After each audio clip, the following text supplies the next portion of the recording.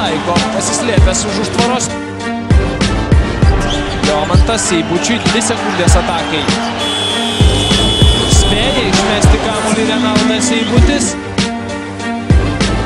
Taikliu metimu atsako Robertas Jevtokas. Artūras Jomantas arčiau krepšio. Geras perdavimas Renaldui Seibučiui. Iš jo 2 taškai iš po krepšio. Visai kitokia rungtynių pradžia nei ta, kuri buvo prieš porą dienų. 60% taiklumas ir štai dabar Nemanja Nedovičius smeigia tolimą metimą. Puikiai žaidžia Renaldas Seibutis, perima kamuolį 1 iki galo, 2 taškai ir Vilniaus Lietuvos Ryto komanda perima iniciatyvą šiose rungtynėse. O čia iš toli Janis Blumas kelia ovacijų audrą Siemens arenoje. Pražanga puolant Dariušui Lavrinovičiui ir techninę pražangą gauna Dariušas Lavrinovičius. Kova dėl kamuolio, Nemanja Nedovičius iššoka aukščiau už visus. Iš karto kontratakuoja Vilniaus Lietuvos Ryto komanda. 2 taškai ir visiškai kontroliuoja šias rungtynės Dirko Bauermano auklėtiniai. Vilniaus Lietuvos Ryto komanda dar kartelį priverčia prašyti Žuaną Plazą minutės pertraukėlės. Lapetas pataiko antrąjį Žalgirio tikslų tolimą metimą. Žalgiris po to, kai turėjo rekordinį deficitą, sužaidžia geriausią atkarpą 9-0.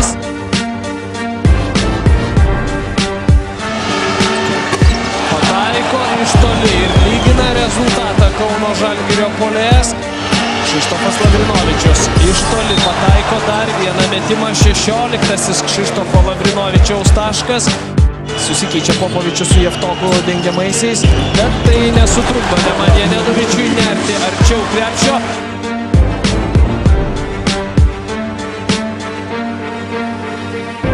Kuzminskas iš viršaus ir dar vienas baudos metimas. Tarsi prisimindamas pirmasias rungtynės Mindaugas Kuzminskas paguldo Tomislavą Zubčičių.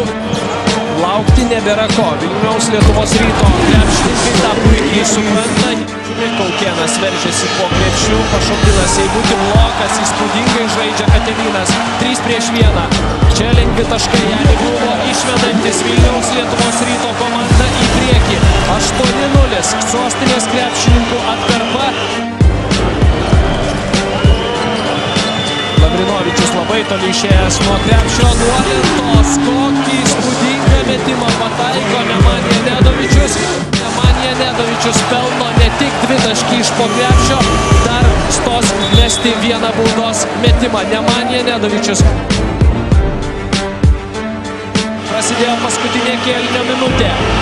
Iš viršaus Dariušas Lavrinovičius naudojasi tuo, jog nespėja čia pagalba Mindaugui Katelinui. Tiek vienas, tiek kitas gali užbaigti rezultatyviai ataką. Čia klysta, perima kamuolį Dariušas Lavrinovičius, Seibutis ne, bet išmušti kamuolio jam nepavyksta, o Dariušas Lavrinovičius pelno 10-ąjį tašką. Ir tai yra viskas.